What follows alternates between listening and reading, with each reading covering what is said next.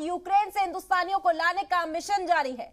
Ukraine से हिंदुस्तानियों को लेकर मुंबई पहुंचा एयर इंडिया का प्लेन। यूक्रेन से रोमानिया के रास्ते हिंदुस्तान लाया गया। आपको बता दें कि 219 हिंदुस्तानियों को एयर इंडिया के खुसूसी प्लेन से हिंदुस्तान वापस लाया गया है। तो बड़ी खबर।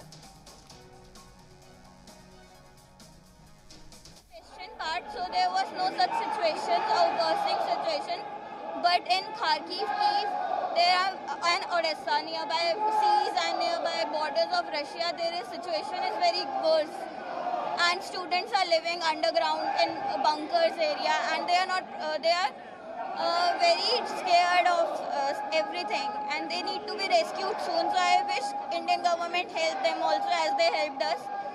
Thank you. War-like situation was created. Did you think about coming back at that time only, or you thought? So actually, university was not. क्या नाम है आपका? सर स्वप्निल राय। स्वप्निल राय जी सर।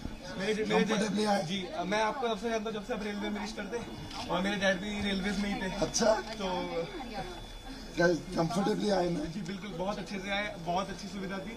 रोमानिया के बॉर्डर्स पे दिक्कत थी, वो इंडियंस की तरफ से बिल्कुल दिक्कत नहीं थी, वो उनकी तरफ से इमिग्रेशन थी। पर हमारे अफसर थे ना वहाँ पे। बिल्कुल थी और जरा भी दिक्कत नहीं हुई। और क्या करते हो आप यूक्रेन में? हम तो MBBS की स्टडी कर रहे थे। जब से ये क्राइसिस शुरू हुआ, माननीय प्रधानमंत्री नरेंद्र मोदी जी लगातार चिंता में थे कैसे हमारे सब भाई बहन, हमारे बच्चे, हमारे नागरिक सुरक्षित देश में जल्द से जल्द वापस आ सके। हमें निरंतर हमारे फॉरेन मिनिस्टर डॉक्टर जयशंकर संपर्क साधे हुए थे सभी देशों के साथ, रशिया, यूक्रेन और आसपास के सभी देश, सबके साथ उनकी बातचीत चल रही थी और पूरे रूट्स बनाए गए।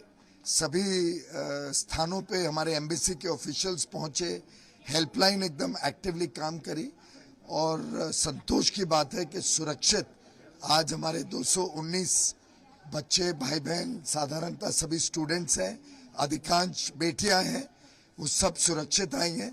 प्रधानमंत्री मोदी जी ने मुझे विशेष मुंबई भेजा कि मैं इनका स्वागत करूं, इनकी देखरेख करूं।